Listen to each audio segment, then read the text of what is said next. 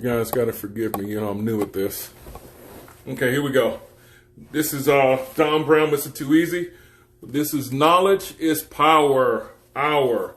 So, now, of course, I started in the middle of the week last week, and of course, I didn't do it on Saturday and Sunday, but it gave me time to do some more research. So what you see here is I have the Constitution of Commonwealth of Pennsylvania, which is about 227 pages.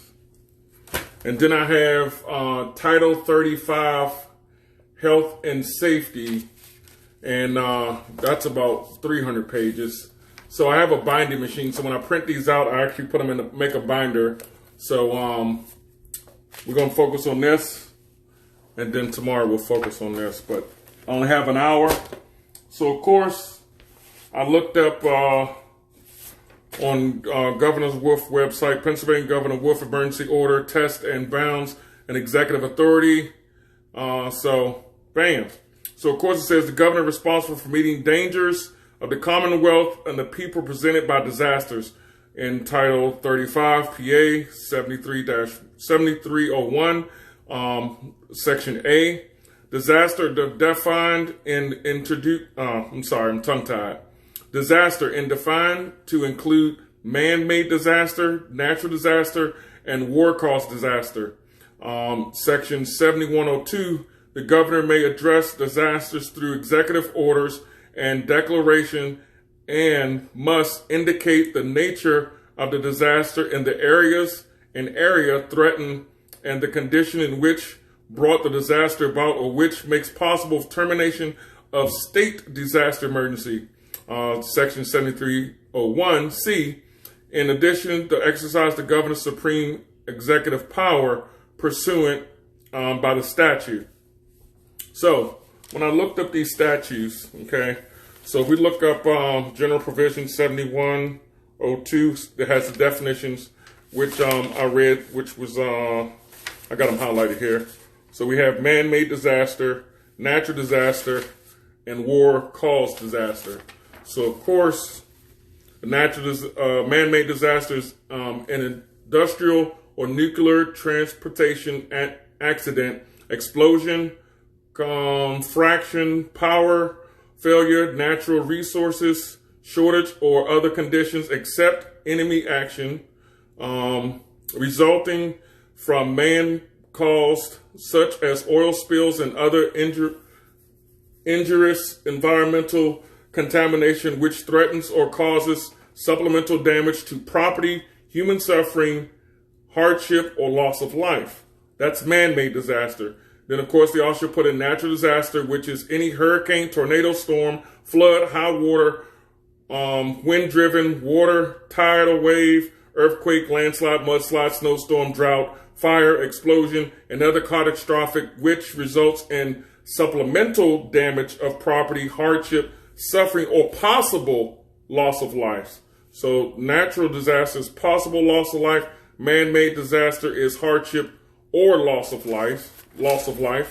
And then, of course, war-caused disaster. Any condition on attack upon the United States resulting in supplemental damage of property or injury to a person in the United States caused by use of bomb, missile, shell fire, nuclear, radiological, chemical, or biological means, or other weapons by overt paramilitary actions or other conditions such as sabotage. Bam. So that is section 7102. So then when we get to 7301, which is the general authority of the governor, so it says responsibilities, because they talked about subsection A, responsibilities to meet. The governor is responsible for meeting the danger to the Commonwealth and the people presented by the disaster. Okay. Then it says declaration part C, because they put in part C in his original order. It's called the Declaration of Disaster Emergency. So a disaster emergency shall be declared by executive order or proclamation of the governor upon finding the disaster occurred of which the occurrence or threat of disaster is imminent. The state of disaster emergency shall continue until the governor finds that threat or danger has passed or the disaster has been dealt with to extend emergency conditions no longer to exist and terminates the emergency no longer than 90 days. Wow. The General Assembly, by concurrent resolution, may terminate a state of disaster emergency at any time. Thereupon, the governor shall issue an executive order or proclamation ending the state of disaster or emergency. An executive order or proclamation issued under the title subsection shall indicate the nature of the disaster, the areas and area of the threatened, and the conditions which have brought the disaster about, or which make possible termination of the state of disaster of emergency. An executive order or proclamation shall be disseminated promptly by means circulating, being and contents of attention to the general public, unless circumstances attended upon disaster to prevent to or impede, shall promptly file with the Pennsylvania Emergency Agency and the Legislative Reference Bureau for publication under Part 2 and Title 45.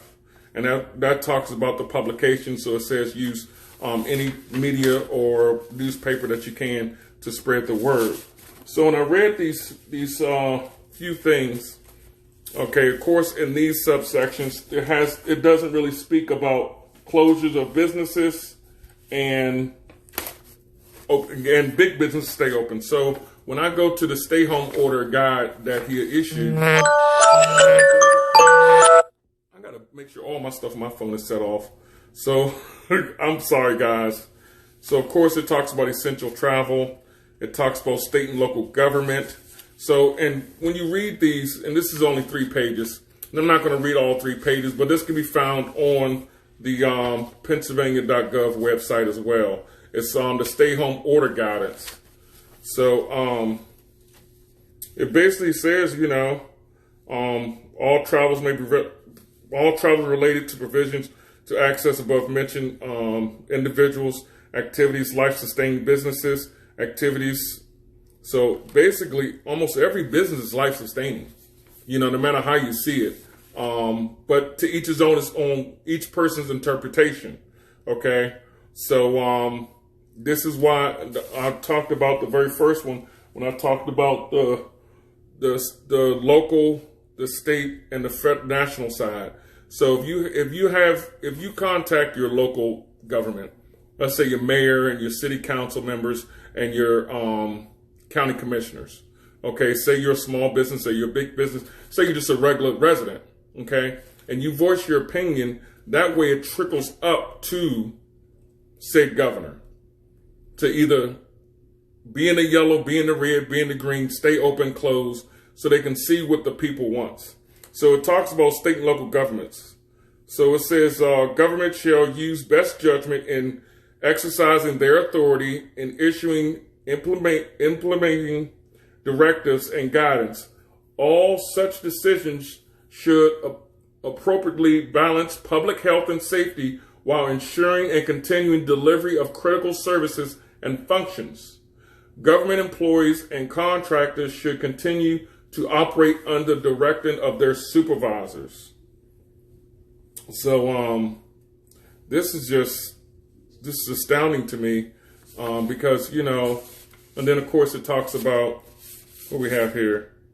Additional policy shall be construed as effective operation healthcare, medical providers, life-sustaining services, low-income residents, including but not limited to food banks, okay, access to child care services for employees of life-sustaining businesses that remain open as follows: child care facilities operating under Department of Human Services, Office of Child Development and Early Waiver Process, group and family child care operating in a residence and part-day school programs operating under the exemption of March 19th, 2020 business closure order, news media, law enforcement, federal government, religious institution. However, religious leaders are encouraged to find alternate to in-person gathering and to avoid endangering their constituents Individuals should not gather in religious buildings or homes for services or celebrating until the stay-home order is lifted. You know, my professional opinion, if you can have a crowd of people at Walmart, before they even said put on a mask, I'm sure you still could have had a crowd of people at a church or whatever religion. I'm not going to, it's hard to say church because, you know, I'm Christian, but whatever your religion is, whatever your building is called, if people can go to Walmart and Lowe's, Harbor Freight and Tractor Supply and all that stuff, I don't see why they couldn't go to a religious spot or a building that they can go to. Sometimes it's just common sense, you know. Me personally, okay, if you want to stay home, stay home. If you want to come out and fellowship or come out and go for a jog or walk or whatever you want to do, that's your prerogative. That's your right as a citizen, as a resident, as a voter. That's your right. No one should infringe on that right. And just like a buddy of mine put in there, I think it was the 14th Amendment. That's your right, you know. Why are you going to tell me I can't go to this church? I can't go to this place, but yet Walmart and Lowe's is open. That makes no sense. So sometimes we have to use our better judgment. And like I always said, sometimes for me personally, less government is good because I don't need the government in my business. And if I was the government, I don't need to be in your business. You're an adult. You're a voter. You're a citizen. You're a resident. You know to get up and go to work. You know to eat lunch. You know to eat breakfast. You know to eat dinner.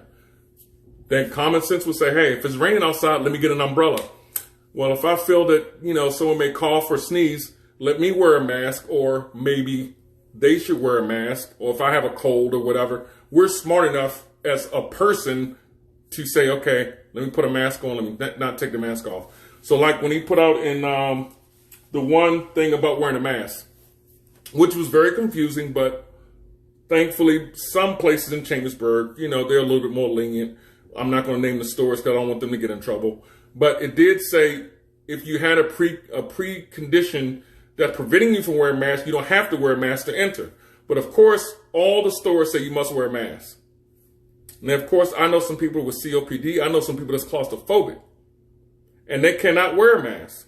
So with that, also, you can't, the business person or the owner or the manager can't say, sir, why are you not wearing a mask? Because it says in the statement that the government put out, you can't ask them why they're not wearing a mask. It's up to your discretion to let them in. But at the end of the day, you don't have to wear a mask. So in that case, if that's the case, then why are the small businesses closed? If that's the case, because I've seen some small businesses I've been to recently, they have the hand sanitizer up there, the little automatic hand sanitizer. They have free masks if you need to wear a mask. I'm confused. I haven't found any legislation that's stating why, other than mass gatherings, that these small businesses are closed. But at the end of the day, let's just say a barbershop, okay? I'm going to use an example. Because when you look at the history of barbershop, they used to be surgeons, okay? And everyone knows barbershops, nail salons, most hair salons and stuff, when they go through their certification, you know, they have to, you know, be, I guess I don't want to use the word certified, but they have to be knowledgeable about blood-borne pathogens and stuff like that. So, of course, when you go in a barbershop, they got the barber side, they got the alcohol, they got all this cleaning stuff. Same as when you go to a hair salon, same when you go to a nail salon. So that's the part I don't understand. If we already been doing this, you know, when you go to Daggone Giant, when you go to Walmart, they already had, in some Lowe's, they already had the little wipes to wipe down the cart. They already had those. So it wasn't like we weren't already doing it. Some people maybe just get a cart, I'm going there to get some cereal, I'm coming back out. Boom, that's fine. But if we already been wiping the cart's handle downs already, okay, then implement, okay, it's under discretion to wear a mask. That's great. But I don't think people should be, what's the term I should use? Be whistleblowing on people to not wearing a mask, or whistleblowing that people may have a gathering at their house. Because at the end of the day, my barber that I go to me, that's a family member. Because I only go to that one person. And I've been to many barbershops in Chambersburg and Franklin County. I don't see more than 10 people in there anyway. So either way, you're still under whatever the guidelines are. Same with nail salons. I dropped my wife off to go to get her nails done. And let me tell you something. It may be, I would say at the best case scenario, if there's something going on for a Saturday, on Friday, there may be 15 women in there. Maybe a guy in there too. Because, you know, us men, we've got to get pedicures too. But it may be 15 at the max. But even they have the alcohol. They have the barbicide. They have the acetone. They have all that stuff that's killing germs. I don't understand. So then a friend of mine inboxed me yesterday and asked me about the pool. Look, I'm not a doctor, okay? But I do know early on, I would still go to Cowan's Gap and go out to the little lake there and to the pond there, go to Caledonia. And none of this stuff was blocked off. Now, it was too cold to get in there, so it wasn't roped off, no problem. So if we know that the chemicals used in pools, in public pools, or even in your pool at home, that kills most germs, I would say kill 99.9%. I've had an inflatable pool that you had to put the little round cubes in, and it said it killed daggone AIDS and tuberculosis and stuff. Now, no one's going to physically drink the pool water, okay? You may have some in your mouth, you know, when you're coming up, it comes in your nose, but no one has ever gotten sick over that. And if you did, maybe you had an allergic reaction, I don't know. But I've been to many pools in Franklin County, in different states, going to Kings Dominion, all that stuff. And I haven't, me and my family of 4 haven't gotten sick by just maybe a little pool water going in our mouth. And people still had the flu. And hey, guess what? The germs were still killed. And let me tell you something. And I hate to say this, but if you have people that literally, not on purpose, pee in the pool and people don't get sick, come on now. There's nothing more nasty than that, pissing and pooping in the pool. And that happens a whole lot. But it's a different scenario, but I'm just putting it out there. But I just hope and I wish that we use our rights as residents, as citizens, as voters to contact our local officials, contact our state officials, contact our national officials, and let them know how you feel. Whether you want to be open or closed, it doesn't make a difference. Send them an email. You know, when you go to the website for Chambersburg Borough, for Green Council, they all got emails on there. Send them an email. Go to Franklin County, send them an email. You have your senators, you have your county commissioners, you have your borough council, you have your mayors, you have your judges. Send them all an email. Because guess what? No matter who they are, they'll make sure it gets to the right person. And even if the person isn't even elected anymore, let's just say, because we just had an election. So let's just say we have a new county commissioner. People still know the old county commissioner. I'm sure he would still forward that email up to the next person. I believe that in my heart. That's just me personally. And I see him walking around here all the time. You know, a lot of us, we walk around here on Channing Drive. You know, we get our daily walks in and everyone is being safe. It's not like we're hoarding. They walk on one side, hey, what's going on? Because we're smart enough to do that. We're intelligent enough to do that. You know, so definitely, guys. And if you got nothing better else to do, like I don't, it's the Constitution of the Commonwealth of Pennsylvania. 227 pages. Now, of course, I have a binding machine, so I binded it up as I printed it out. But I'm definitely going to be reading the legislative powers. And I've read a few things because you can download it as a PDF and just put in governor and then put in, like it has a table of contents. So it says, you know, religious powers, political powers, inherent rights of mankind. Powerful. Okay. Trial by jury, elections, freedom of press and speech and liberties, security for search and seizure, a whole bunch of stuff. It's ridiculous. And the true thing is, it even has stuff in here for small businesses. It really does. And it's a good read. I'm going to continue to read and highlight some stuff. So next time I'm on here, I can let you guys know basically what it says. And then when you read Title 35 of Pennsylvania, it's about 300 pages. It's a little bit more bigger. This talks about healthcare costs and contentment. It talks about safe opioid prescription, patient voluntary non-opioid directive, prescription opioid for minors, opioid treatment arrangements, 911 communication services, cancer trial access to Pennsylvania patients, let's see, nonprofit security grants, and it has the COVID-19 disaster emergency. That's chapter 57, and there's a lot of sub-chapters on there. There's a preliminary provision, property tax relief under the COVID-19 disaster emergency. That's chapter 57 of Title 35, okay? So chapter 57 talks about property tax relief. Then it talks about education credit, it talks about school contractors, it talks about local government meetings, and then it says COVID-19 enforcement officer disability benefits, emergency management services. It's a lot of stuff in here, and this is also a good read.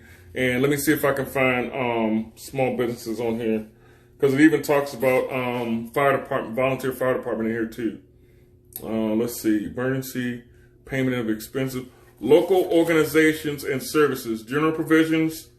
Let's see, payment expenses. That's law application. Okay, that's not small business. Miscellaneous, grant and funding, emergency disaster relief. There's a lot of stuff in here. So it's definitely a good read. And I'm definitely going to read some stuff, because I know it's a big thing about small businesses. So I'm going to look up for small businesses, and I will definitely talk about that. And I will definitely talk about the small business stuff that's in the Pennsylvania Constitution, because this stuff is very, very good. It's some good information. So that's 220. No, this is 300 some pages, but the Pennsylvania Constitution of Commonwealth is 227 pages.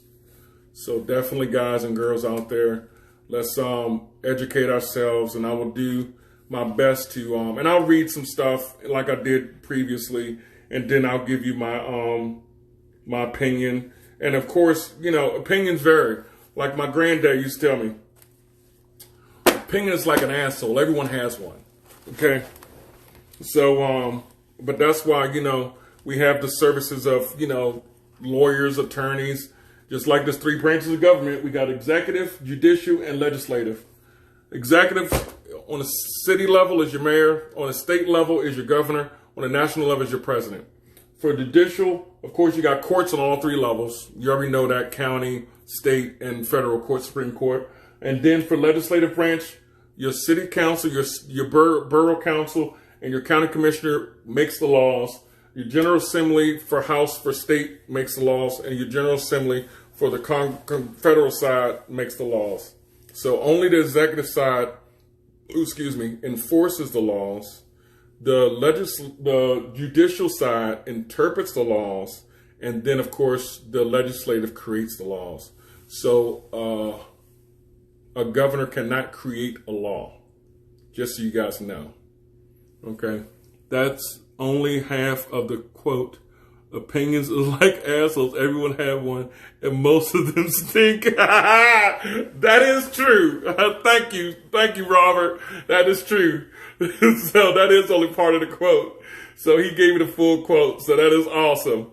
So no matter what state you're in, guys, make sure, you know,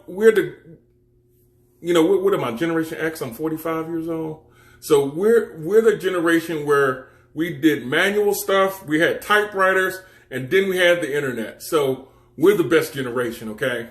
So we can Google, and instead of using we grew up with Encyclopedia Britannica, where you had to do that and write down and read all these books. But that's why I like printing out so I can highlight. So definitely, guys and girls, you know, Google whatever state you're in, you know, your .govs, your state, your local, and your federal levels of elected officials. Let them know how you feel. Give them your opinion. Yeah. Can't you see the bold spots coming in? So, but, you know, as I always say, you know, we have to be mentally strong, physically strong, socially strong like we are now. And if you believe in a higher power, spiritually strong. And if you don't, there's no offense to you. But that's just my 4 things that I believe in my household: mental, physical, social, and spiritual. That's just us you know, and it works for us. And everybody's totally different, but I will definitely repost this. Of course, I'll delete some stuff in the beginning when I was waiting.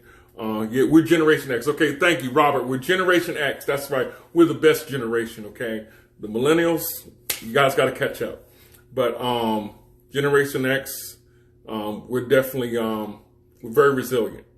So let's just keep teaching our children, our grandchildren, and teaching other children about leadership, about the rights that we have as a people, and doing it in a positive way.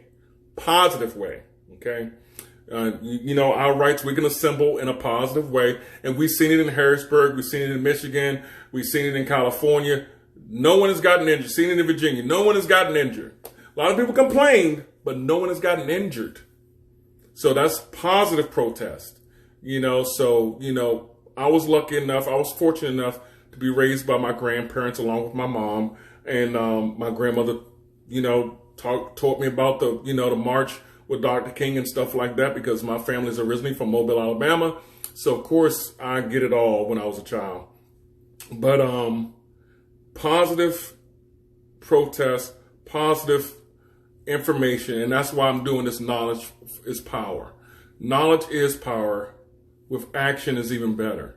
But the action part is, you know, write or text or email your elected official, let them know how you feel. You know, and that way they can pass it up the chain. You know, even though shit runs downhill, but some stuff has to go up the chain. So, and if you don't let them know, if we don't let them know as a people, then they're going to go by the statistic. They're going to go by what they may feel. But at least if you let your elected officials know, they have something to back them with. They can say, this is why I'm deciding to stay closed. This is why I'm deciding to stay open. Because the people are behind them. As it says, we the people. Okay, we have the power.